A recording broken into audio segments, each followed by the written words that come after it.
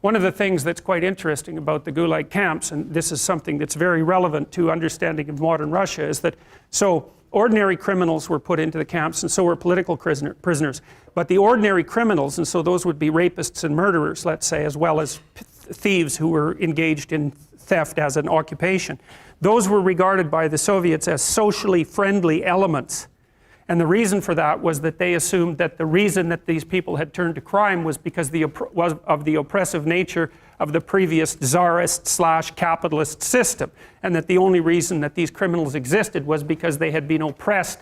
They were oppressed victims of that system. And so one of the convenient consequences of that absolutely insane doctrine was that the Soviets put the ordinary criminals in charge of the camps.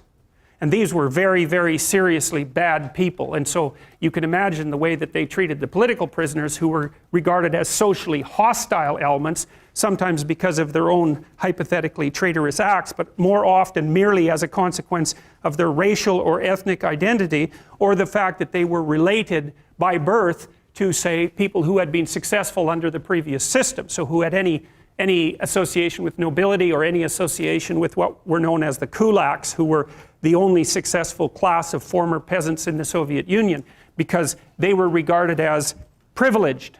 You may have heard that word more recently.